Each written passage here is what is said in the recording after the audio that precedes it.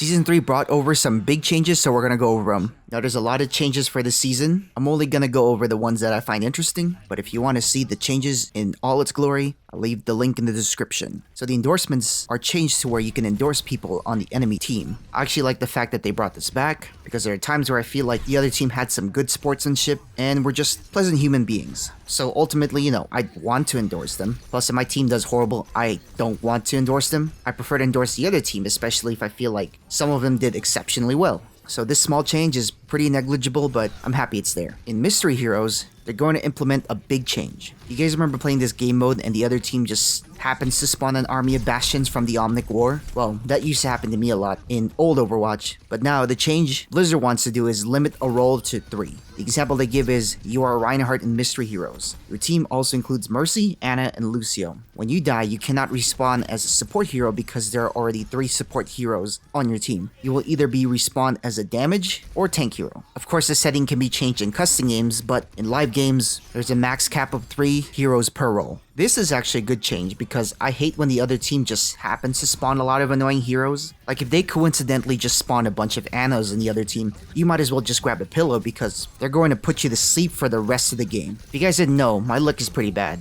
I gambled once in a casino and I ended up owning the casino money somehow. My bad luck also extends to some of my games in Overwatch too. Like there was this one time, the other team just turned into Symmetras and every time I would try to push, all their turns would just melt me right at the choke point. And there was another time where the enemy team just turned into an army of Roadhogs, and I'm expected to take them down as Brigitte. Like, what can I do? Like, the best thing I can do in that situation is just feed the enemy team so I can spawn as a hero that might have a chance of countering the army of Roadhogs. But at least with this change, it won't be so bad. I think the maximum of 3 is too much. That still feels like a crowd to me, but if maybe they reduce that number to 2, the game mode will feel better to play. But overall, I think this change is a good start. Hopefully, it will relieve some of the frustration of playing Mystery Heroes. Now, getting those arcade wins won't be so bad. Ping system is updated now so you can let people know how many seconds a certain ability has left on cooldown. The way you activate this is you hold the ping button and press an ability that has a countdown on it. This doesn't work for alts, by the way, since, it's listed on the scoreboard, but this change is good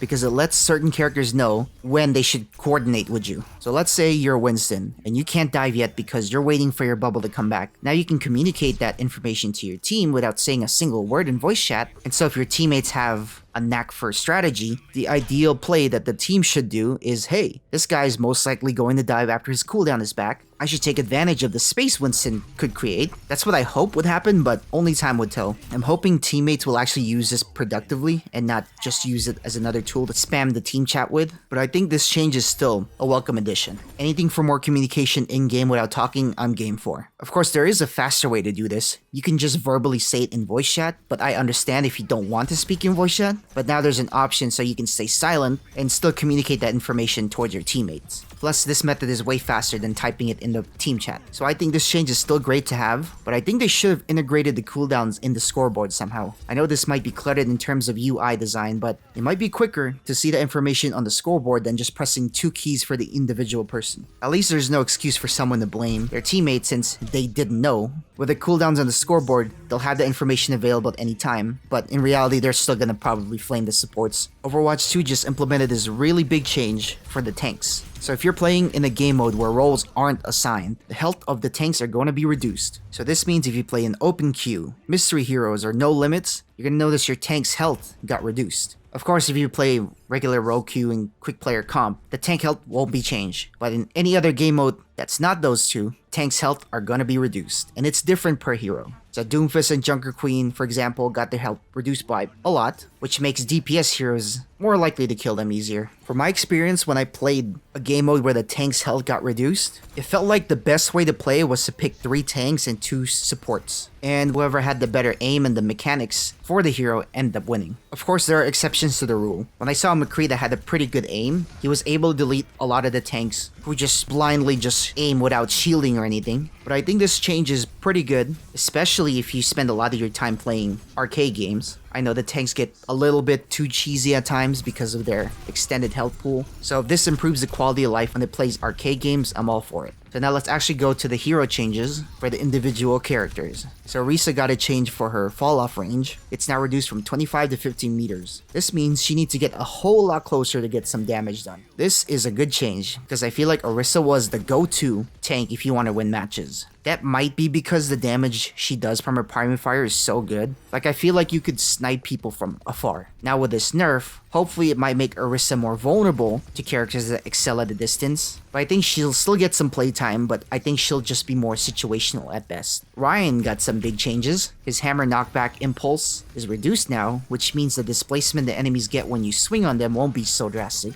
This change is done so it'll keep the enemies closer so you can get a chance to swing at them more. Ryan's charge is reduced in cooldown, so now us Ryan mains can pin to win. Fire damage is increased, so now this will be a great tool to finish off a squishy that thinks escape is an option. But sadly, Earth Shatter won't one-shot you anymore. But the knockdown time is a little bit longer, so you could probably get a few more swings while they're stunned. Developers are trying to reduce heroes that can one-shot them from full health. This change will ensure that Ryan won't do that anymore, because their justification for taking away the one-shot is that a character that's stunned on the ground is most likely gonna die, especially if the team follows up. So this change won't be perceived as a nerf for his kit, it'll actually be a neutral change. You might argue that his pin is a one-shot, but the developers are fine with this. With increased damage for his Fire Strike, you can also do the BAP window combo again. Overall, I think with these changes that the developers made to Ryan, more people are going to pick him. But the thing with Ryan is you really have to pocket him in order to get the most value from him. If he's able to play aggressive, he will get his ults more frequently and sway the fight in your team's favor. But with the changes they've added to his kit, I think this will make it a whole lot easier for him to do so, which means you'll probably win a lot more matches. Roadhog is now getting his ult duration increased from 6 to 8 seconds, and now it'll take more time to earn. I think this change is pretty big because I think the smart Roadhogs out there will probably use his ability more defensively by preventing the enemy from touching the payload. His ult has some crazy knockback, so I assume with the 2 extra seconds you might just use his ult as a stall tactic in order to prevent the enemy from touching the point, and hopefully securing you the round. Winston's barrier projector is now reduced to 650, a little change, but this will probably not affect the good Winston players much, but I think this might reduce the time Winston has from bullying the backline. Wrecking Ball has some fat changes to his kit now. They reworked his health so now it gets a new distribution. So what this means is he'll get 450 base health, he'll get 100 armor, and 150 regen health. This is big for Ball because he won't have to spend so much time getting health packs around the map. He can just regenerate them. The new health distribution might actually give Wrecking Ball more uptime, which will cause him to make more mayhem for the other team. I think if you're on the receiving end of this, it'll make Wrecking Ball a little bit more annoying to deal with, especially if your team isn't coordinated. But at least if you're a Wrecking Ball main, it's your time to shine. Another change they did for Wrecking Ball is they decreased the time on Pile Driver, so he's going to crash into your teammates more often now. Also with his ult, it takes a little bit quicker to arm. I think with this change, it will give players less time to react, which will cause more people to actually die now with his ult. The arming time is a pretty big change. I think a lot more people will be killed by his ult, because before I felt like his ult was way too easy to dodge without using any abilities. So hopefully, now with this small change with his ult, whenever you hear area denied, you will actually feel the fear of knowing that you only have a few seconds to react or else you die. Cassidy's primary fire had its fall-off range increase, which means he will have more firepower to take down the pharmacy that's floating around in the skybox somewhere. And now when you roll as Cassidy, you won't be blocked by enemy player collision. I think this change is going to be useful for the Cassidy mains out there. What I think might happen is some Cassidy players are going to play him like Tracer. What I mean by that is Cassidy's going to roll forward, 180-degree turn backwards, and do a little bit of damage. And once the enemy reacts by turning around, it might do enough significant damage where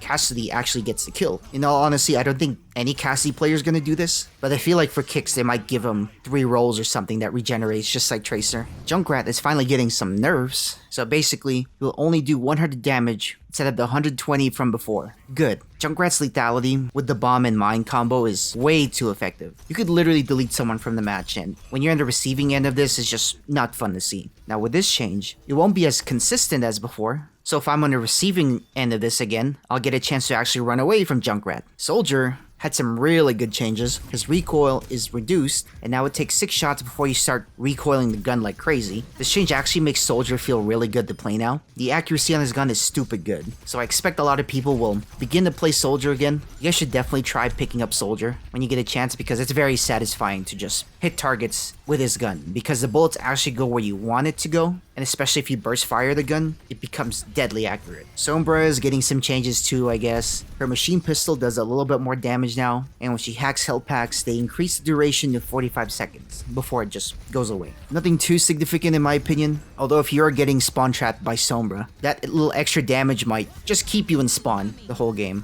So if you're the lucky person where Sombra just decides to just pick you as their victim to spawn camp, good luck to you. Torbjorn got his turret health reduced by a little bit. Well, I mean, any changes helps with Torb because this dude is way too OP. His turret has this weird glitch where my teammates won't shoot it down for some reason. No, I'm just kidding, guys. I don't think Torb's that bad, especially if you have a team that knows automatically to take down the turret. Like, his turret isn't even a problem. But for the teammates that refuse to shoot down the Torb's turret, which makes it my responsibility to just take it down now. With a reduction of his turret health, it makes my job easier. Widowmaker's health has been reduced now, so this means that when I dive her as Winston, Doomfist, Genji, Kiriko, whatever has mobility, you name it, she'll be gone. This change might cause her to abandon her positioning more often in order to find another one, because with her lower health pool, she can't afford to risk being in the same sniping position the whole match. So now, the right play with Widow is to just keep moving. You're going to need to be unpredictable with the sniping positions you decide to camp at. Anna's grenade effect now lasts only 3.5 seconds instead of the 4 seconds from before. Eesh, I don't know about this one, because in the lower ranks where I play at, my teammates takes a while to register before they actually realize the enemy team has been purpled, so this change might actually affect Anna's viability at the lower levels. Brig got some significant changes. Her ult will now appear more often, and when you heal someone with her E ability, it heals them instantly with 25 health, and also over time at a reduced 50 health per second. This is such a good change for Brig. I can't really use her ability skillfully. Like, if I see a Genji with low health, I would try to throw my ability, and most of the time nothing happens, which leads Genji to start saying his famous phrase, "I need healing." or he just ends up flaming me on voice chat. Now, given the same scenario with his recent changes, I think I might actually be able to save that Genji's life. But most of the time, it's still not enough healing for Genji. I think this makes Brig a little bit more viable as a pick rate instead of being perceived as a throw pick, so good changes, Blizzard. I actually like playing Brig, so now I get to play her more often. Mercy really got some big nerfs. You can't whip around the map as fast as you used to because they reduced the cooldown to her Guardian Angel, and if you want to go backwards with the ability by canceling it, you'll move a bit slower, which could cause the enemy team to capitalize on this and shoot you out of the air. They reduce the overall healing she does to 45, but let's say there's a hero with their health way below 50%. Mercy's healing gets increased to 65, but once they get back to half health again, it's gonna jump down to 45 yet again. They actually removed her regeneration passive, so now the way she heals herself now is by healing teammates. So whichever teammate she decides to heal, she gets 25% of the healing that's done. The increased healing on low target is pretty big. Whenever I play Mercy, I feel like once they get to critical health, I basically have to abandon them because I knew I wasn't producing enough healing to keep them alive. Now with this change, if I see them with a critical indicator, I can actually heal them for a bit and move on to another hero that might need to top off real quick. These changes might seem bad, but I see it as a net neutral change. Flying around as Mercy is a little bit harder now, so I expect to see less skilled Mercy players like myself to hide in corners more. The increased healing on low targets is pretty big.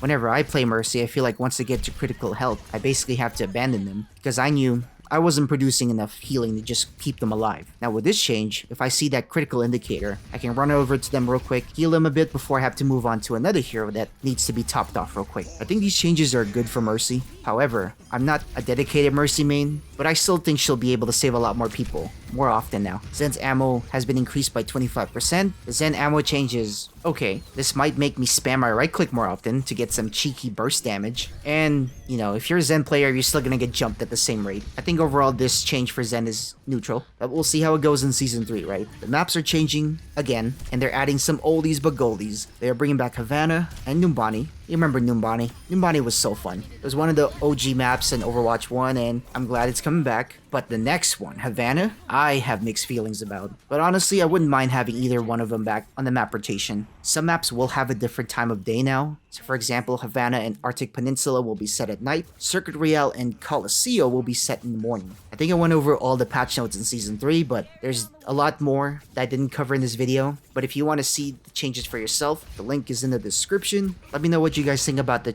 patch changes they did. Comment down below your opinions and go ahead and like the video and subscribe to help the channel grow. Until next time, guys, I'll see you on the next one, okay?